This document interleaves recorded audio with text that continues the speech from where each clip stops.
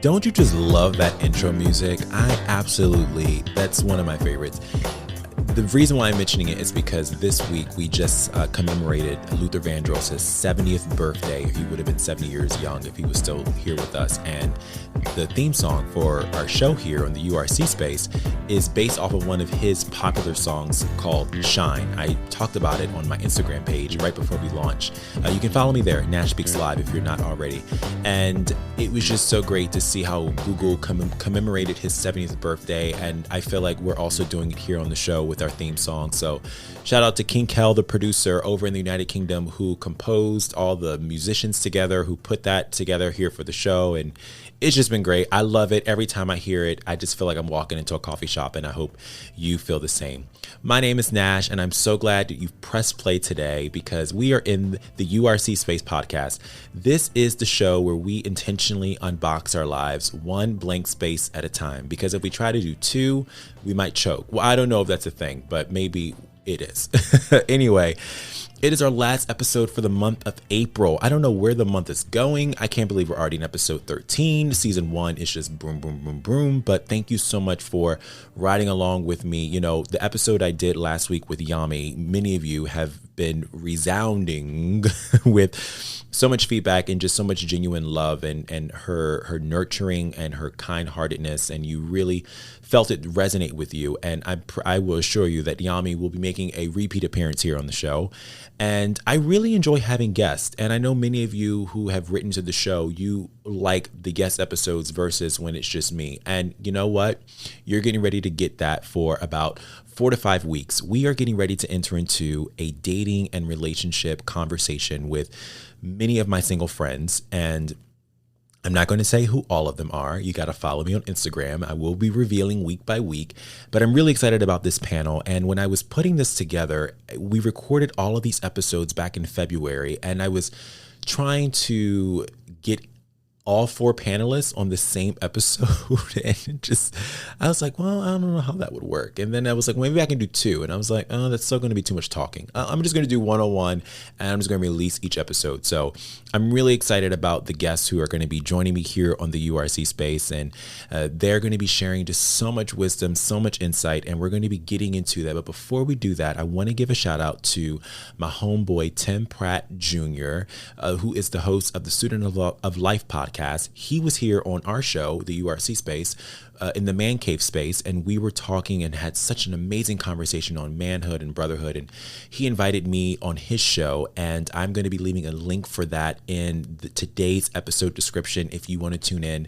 The episode was on biblical manhood, and we had just an amazing conversation. And if you want to know more about it, be sure to check it out in today's show notes. So like I said, I am really excited about the conversations we're going to be talking about dating and how we do this as millennials and bringing in the whole faith dynamic with that. And how do you do that as a Christian? What does that even look like? My first guest in our panel is someone who I really admire and I absolutely love. She is someone who literally, she smiles and it radiates and brightens up your day instantaneously. She's got an amazing personality. She loves people and meeting people where they are. And yes, gentlemen, she is single and out there-ish, but you better tread lightly because she's going to be unboxing a bit of her story and why you should tread lightly. But the one thing I love that we're going to be answering today on the show is, I've been single for so long. Does this mean that I'm unlovable? I'll let her do all the explaining and answer that question for you. I hope you're ready to sit back, relax, and enjoy this show. Today, I am super, super excited because I've got my best friend here in the studio on the show with me, and I really hope this won't be her last time here on the show. But if you can please help me welcome to the show, Miss TMT. How are you doing today, Taylor Marie? Hi, I'm doing great. Thanks, Nishan, and thanks for having me. I'm so glad that you're here on the show and helping us unbox. So to get started, well, first, I should say, to get started, are you nervous? A little bit, but also because I want this to be a more than one-time guest appearance on your show. So I know that the pressure is high, and I just want to do this topic justice. Don't worry. We would love to have you back on the show, and I'm going to make sure of that. It's just like we're having a regular conversation. We just have a whole bunch of random strangers who are also listening all over the world. So now that they're listening and tuned in, Can you state your status for us for today's show? Are you on the dating scene? Are you contently single, or are you somewhere in between? Great question. So Taylor Marie, TMT, and I'm single. I would say overall very content, but that my want and desire for a partner and marriage and family has definitely been increasing over the last year. Okay. But that hasn't really changed that I'm single and content. Okay. I'd say I'm kind of on the dating scene. Okay. More on the fact that, it's complicated. I'd say I'm open. Is this like a Facebook status? State your relationship status. It's complicated. Basically, I'd say I'm open, but the last time I went on a date was a really long time ago. So therefore, I feel like it's weird to say on the dating scene, because I feel like that implies you're out there constantly going on dates. Actively. Okay. Cool. Yeah. Okay. All right. I think there are a lot of people who are probably in the same situation, complicated thing that you just described. So yeah, I'd say more on this just straight up single side, but to think I'm open and kind of out there ish. Well, that's great, and I think there's a lot of people who can relate to that and what that feels like, what that means. I'm pretty sure there's a ton of people. You said that and they're like, oh, that's me, so I'm pretty sure shout out to my people. You've got good company tuning in today. So what would you say has shaped or is shaping your view on dating and love, or the lack thereof? Yeah, I'd say two-pronged. I think there's what has shaped. And when you said the question, I definitely think it's two parts for me. Mm-hmm. The past as well as what's currently shaping. Mm-hmm. So if I go first into what has shaped it, my grandparents, both sets, and their stellar marriages that I really respect and got to watch grow and develop. And then also my friends' relationships and marriages. I'm now at that age where I've had many friends go through a lot of relationships or get married. And there's some quality couples that I'm friends with who have really shared about their relationship, the real stuff and the real side of it. And they've let me into their lives. And I think that has provided richer context. And even that then mixed with God and what he defines love for me and that true piece of love. I'd also be lying if I didn't say that Disney and rom-coms haven't had some influence. So I think Disney and rom-com, you can never go wrong. If you throw that with God's definition of true love mixed in with some family and friends, and you have more my baseline of what is shaped in the past and still has an influence on my view of dating and love. Mm-hmm. And then on the what is shaping it now, I feel about a year ago, I felt the shift in my spirit to be more open. God was hey, it's kind of getting time for that. So let's start are you ready to prepare your heart to be more open? It's great that you're content being single. It's great that you're content in the season that I've had you in for so long.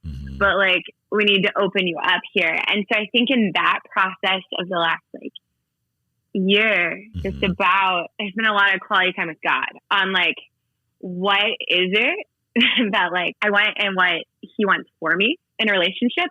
What is it building a life together, Christ-centered and purpose-filled, and those pieces that maybe haven't been as talked about in other areas of my life for the foundation of how I viewed them before. I might have seen it, but I never really put as much thought or emphasis into it in the past. So that mixed with my experiences, I think we can all understand that part of we definitely are shaped by what we've experienced. And 100%.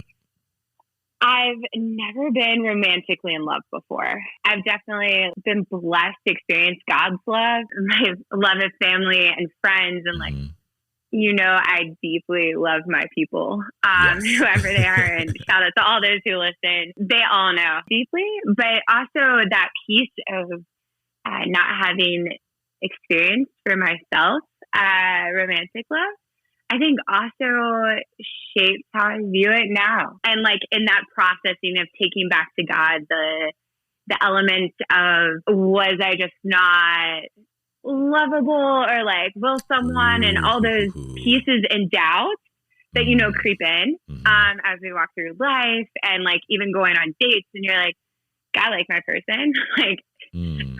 excuse me, like, what is this gonna ever happen for me? But I think in that process of taking that back to God and dealing with it, that's definitely shaped like my outlook for the future. You just And I just threw a lot at you. You literally just threw a lot. I am actively engaged in what you're saying, and I was taking some notes as you were speaking because I want to double click on a few things that you mentioned. There is just wow in that response and what is shaping and kind of what's going on in you. I think the first thing, you know, when you were mentioning the family examples you've had with your parents and both sets of your grandparents being that model for you, I think that is just so beautiful. And so, you know, someone might be listening, and I want to, I'm tying this into something else that you said about your perspective. And someone might be listening like, well, I didn't have that. You know, I didn't have that model of, you know, a perfect marriage with my parents. I didn't have that model of seeing both of my sets of my grandparents. And it's like what you were saying with your perspective. Well, if you didn't have that, it's almost like you kind of got a secret playbook as to what you should do. Just don't do whatever you saw, you know? And if you did see something that was beautifully displayed and beautifully put as a model for you, then that should be something that you should not just even aspire to try to go after, but even take it further, right? Like I feel like all of us in generations that kind of descend, the unspoken challenge, I don't think challenge, but the unspoken kind of expectation at least is that you take it further. You take it further than your grandparents took it or your fathers took it. And if they never took it anywhere, then you start. So I think that whole family example, but the beautiful thing that you were talking about, and I'm not going to try to spill what someone else is going to say about the same topic, but you said the same exact thing, and I cannot not talk about it with you. And that is the element of having community in your relationships. And something that I think we as just people, I just know me as a person, I tend to be, I err on the more of the private side when it comes to things in my personal life. And so when it comes to considering bringing someone who I would potentially be dating around friends and family, I err on not wanting to do that or looping them in all on the premise of, now they're going to think that this is the person that I'm going to be with. And now they're going to think that this is the person that I'm going to do this. And now they're going to think that this is my person. Yes. Just like you were saying, you know, and it's like, I don't want you to think this is my person. So true. I just want you to, I don't know, give your opinion of what you see, what you experience, kind of how do you see us clicking? Is there something in your radar that is kind of, you know, signaling a red flag to you that maybe I'm not seeing?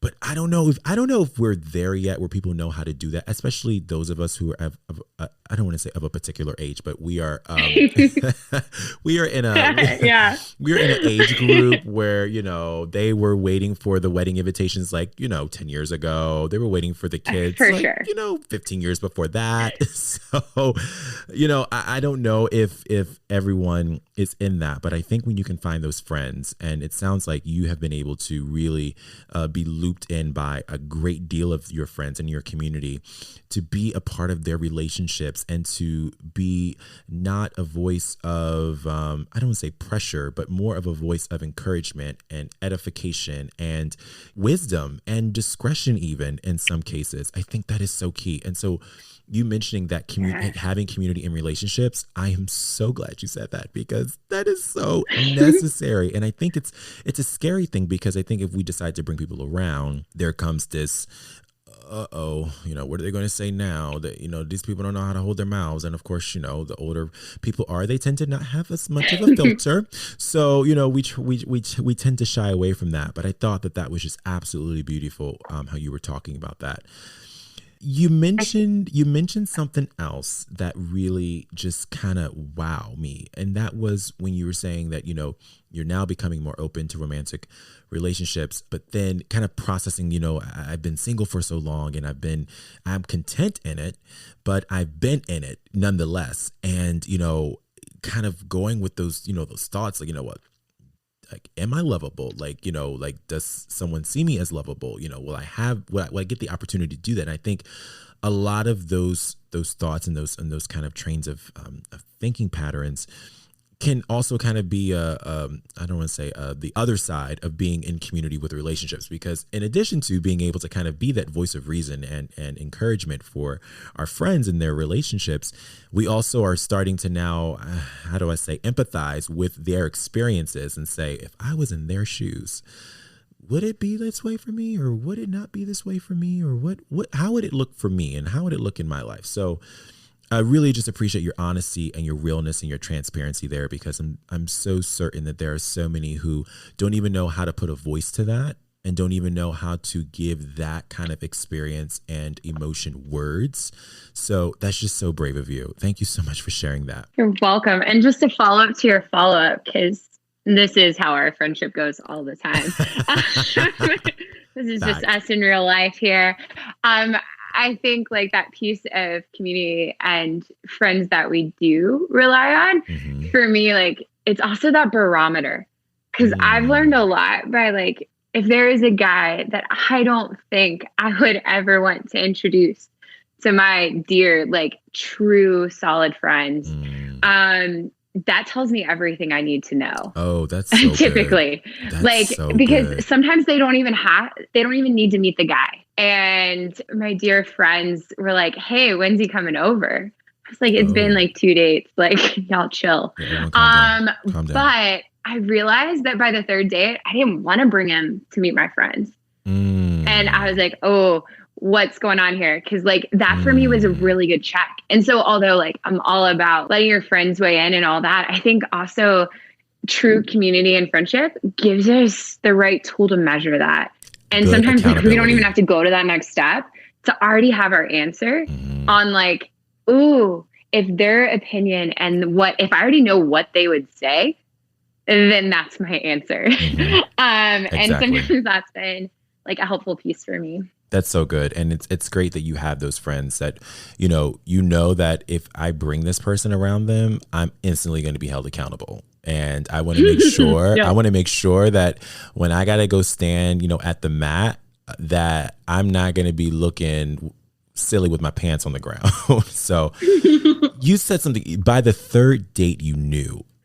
Would you say that it was by the third date, or would you say that there were other things leading up to the third date that kind of had you thinking it? Or was it like the third date just kind of brought it all to light? Was it like a culminating, just like, like you kind of just connected some different dots and getting to know and from the previous dates? I think I was aware of pieces, but I think first date, there's nerves, there's jitters. You're like, okay, you passed the muster of like, wow, that was a good conversation.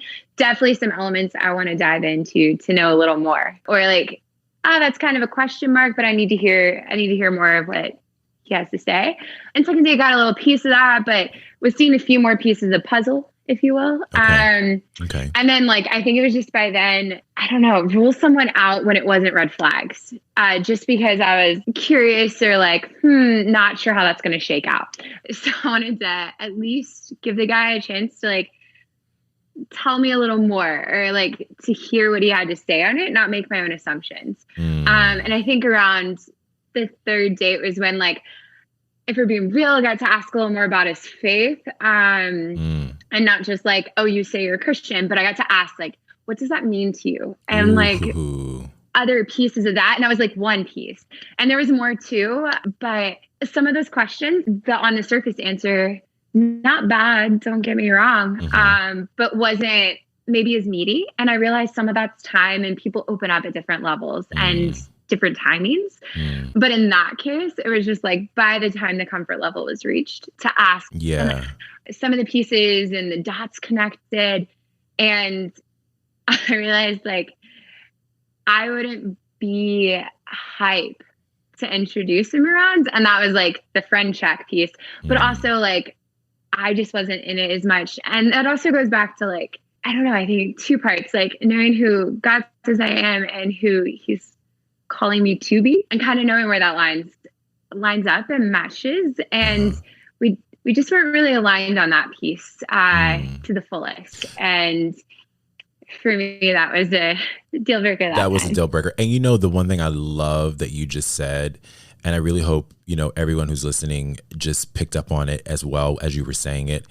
You said that you were building up that comfortability to then go ahead and ask those kind of tougher questions. And I think that is just such a testament of just maturity and wisdom and guidance and discretion, but, not coming out of the gate, asking, so like, do you want to have 3 kids and a house with a white picket fence? And, are you into Great Danes or no? Like, how is this going to go? Like, that is definitely something that would make a dude just run for the hills on the first date. So, I mean, the fact that you were taking your data, you were collecting your data, you were following your intuition, but you knew that there was a level of comfortability where you could then ask a little bit more tougher questions. And I just think that's just so admirable. And I hope that those who are listening who are engaged in dating or, looking to be engaged in dating, if they're not, that just having a little bit of tact in the whole process goes a really long way.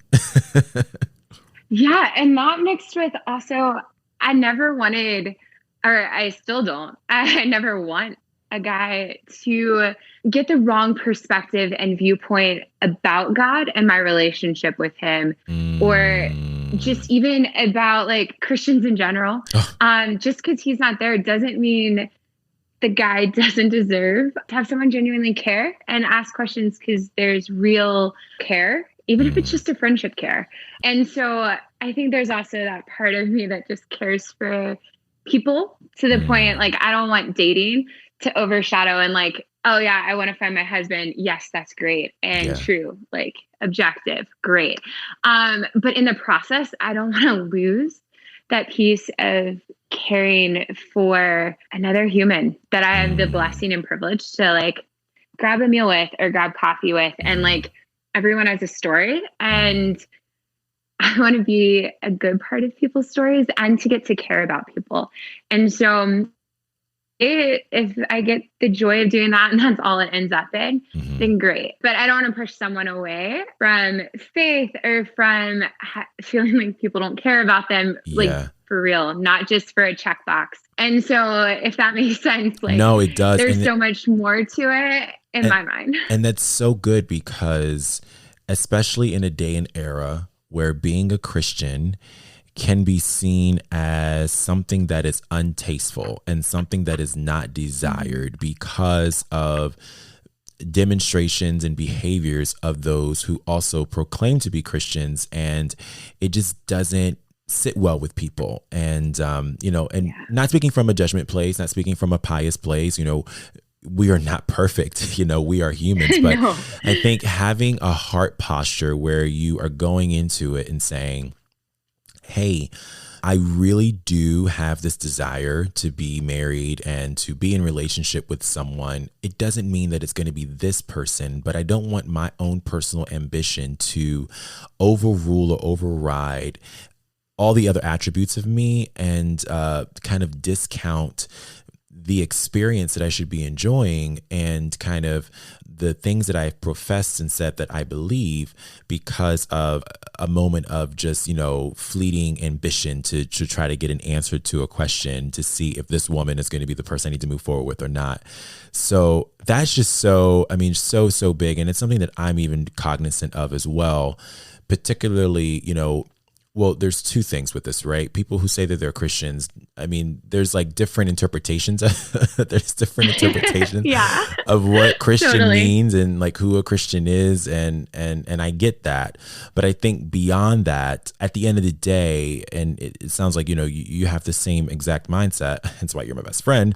But, we want to be representatives for Christ in a way that if this doesn't move forward, will they still believe that the God that we said that we profess is true, real, a God of love, someone who they too can grow deeper in, and someone who they too can get to just a different place of fellowship with him. And that's just so key, particularly as us being Christians and dating and being out in these streets. So what would you say is the greatest gain from what you can see in dating? Like, what prize do you see on the other side of the finish line? Yeah. And those of you that don't know me out there, I'm really bad at picking just one. Uh, happens to know this about me really well. Ask me my favorite of anything, and I'll probably say yes, but quickly followed by, I just can't do it. So I will still like rank them for you, but I kind of categorize them, I promise. Okay. So I'd say like ultimately, so probably my real answer here, my end goal or what I would like to see come out of this season of single and dating is a loving Christian man who becomes my husband. I want to see it get to that point. And I want to get to walk through life together with God at the center on mission, like for Christ. And I want to start a family together and grow old together. So like that, yes, probably stereotypical, but like but pretty fair. Like is what I want. And I hope that like, broad strokes gets across the point that like what I feel. But also when I read and heard your question, I realized I was journaling about this and thinking ahead, there's a lot to gain during the single and dating season that I think isn't covered by my end goal. And so a big piece that I've been thinking about personally is during this season, like, am I maximizing and getting everything out of even this season? Not just to get to the goal, but also like right now. Like, yes, I'm a big believer in like grow where you're planted. And probably why that piece on contentment in the first question you asked me, I embraced it to the point of like, occasionally could let go of the contentment, take a jump in this space of my life. But I think in that single space, I just don't want it to be missed that like I'm learning so much more about myself, who I am, like where God's leading me, growing and shaping of me. And like my security is in him, not in a plus one. Like I'm complete in him without a plus one.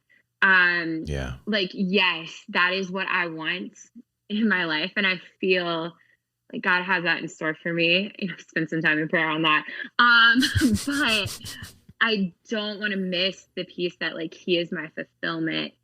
And without this season of singlehood, I don't know that I would have the same perspective on creating a family around me. Because I feel like I've really, in this season of singlehood, like been able to create my family.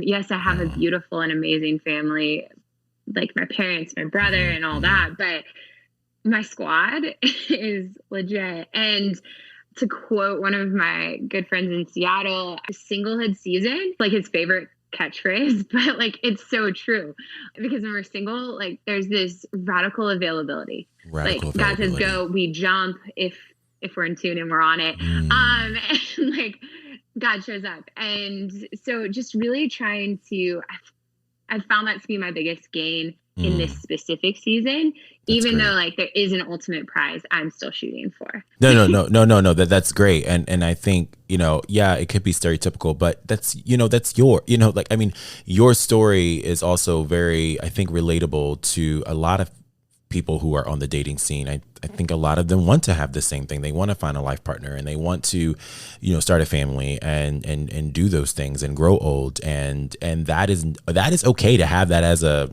end goal. Like, I don't think that there's anything wrong with that. Like, I mean, that's super cool. So what would you say, like, in the midst of all of this in the midst of dating and being on the scene, for us millennials, what would you say is the biggest challenge on the dating scene? What would you say? Another one that was really hard to pick just one. Like really struggled. And I bet if any of your listeners ask themselves the same question, like try picking one. I'm still going to probably give you more than one, but the one I'd start with is the way that social media and your social media feed, if you're on it, can play a part. Oh my goodness. I just want to know if my panelists are having secret meetings before they are coming on the URC space, because this is another reoccurring thing that has been shared about social media and that being a challenge. Wow. Yeah, like, couples who are obviously presenting their highlight reel, and there's nothing wrong with that. And you're not seeing the chapters and the details and the pages of their story. But it's easy to see that and be like, oh, that's what I want. Or like they have kids and they're really changing the world for Jesus together. And you're like, ooh. So I feel like those lies, and it can also lead people to rush into like the wrong relationships in that comparison game. That's good. That's good. And I think that adds a whole new element that, you know, maybe our parents, not that people didn't talk on the phone and all that, but like they weren't dealing with the constant influx of social media and having that play a piece, as well as like, oh, are you happy if you didn't post on social about it, or all of that? It's a whole different section of it. But I'd say social media, and the second one, the apps. And I'd say like how the apps have like kind of changed our culture of like chivalry and going on dates to get to know someone and not making like, yes, we all make judgments. I get that. But the quick snap judgments without getting to know someone. And the third piece is, yes, it's solely specific to the Christian bubble, if you will. But Christian dating, I feel like for millennials, maybe it was like this before, can definitely be weird in some circles of like, they're almost too scared to ask you to coffee or dinner to get to know you because they're worried about what implications, depending on your church, it might have like in the bubble of young singles. I know exactly what you mean. Oh, they were seen at the Starbucks together. They must be getting married next week. Coffee. Oh yeah. And you're like, no, actually that was just my friend, but I would love for you to ask me to coffee. Like, could you get to know me? Also, I realize coffee does not equal an engagement ring, but if we don't go talk, you will never know if we click as more than just we go to the same church. Very true. So I think like that's both secular answers as well as like for the Christian scene, like three different, but like definitely challenges for me. I've experienced. No, I totally get with you. And I think that last one, you know, like if you're seen with someone, so much people just put their mouths on and just assume and take and go. And I've heard so many stories and rumors about myself, like with people that I would go get ice cream with. And I was like, oh, so you and her? And I'm like, yeah, she and I just went to go get ice cream. I don't, what are you implying? You know, like, can you be clear on what you're saying? You know, like, people are just messy. I just don't like messy people. Anyway, we're going to let people be messy and them folks stay out in the street and not here on the show. And we're going to come to our final question because we're just coming up on time here. So I want to ask you, so you're going to be in the relationship coach chair. You are the armchair dating coach. What would be the best advice you would give to another millennial looking to date or one who is currently on the dating scene? Yeah, brilliant question. And I'm excited to see what everyone else says. But don't settle or compromise who you are, who God is calling you to be, or what you believe, just to make a guy or girl or someone else like you. It is so much, like the wait is worth it. Yeah. And it's better to be single than with the wrong person. Oh, okay. We're going to put some claps on that. Because I don't even know, like, I mean, that is so key. I saw something on social media not too long ago, maybe it was a couple of months ago, and it was like, I have made the decision that I am going to be more intentional about who I have my children with and trying to have children before 30. And I was like, yes. Snaps, claps, all the fire emojis, all that. It is that is so key because you don't want misery. And the thing that you talk about with not settling and not compromising, I was speaking with one of my sisters a couple of weeks ago, and we were just having an off the cuff kind of conversation about dating and relationships. And I was just kind of picking her brain a little bit because I'm just trying to, just get a vibe for where people's minds are on this. Because, preparing for the show, and she had said, I feel like I need to reduce my profile a little bit. And I was like, what do you mean? She's like, well, like, I don't know if a guy is really going to be wanting to meet me how I am because, I'm this and I pray and I that and I go this and I evangelize and I, and it's just like, there's a dude out there looking for somebody like that. And the fact that you're reducing yourself is completely, you're getting off of his radar. So the fact that you said, don't reduce yourself, don't compromise. That is so key. And that is just so, I really hope those of you who have joined us here in the conversation today on the URC space, that you really have just absorbed that if you don't take anything else away from this episode, don't settle and don't compromise yourself. Well, I think that's all we have for today on the episode, but I want to thank my best friend TMT for joining me and for helping me unbox this amazing episode on love and relationships. We've got more coming for you here on the URC space. But until then, remember to keep unboxing your life one blank space at a time, knowing that you are undaunted, unbreakable, and unfinished, because you have been redeemed, restored, and reclaimed. We'll see you on the next episode. Stay free, y'all.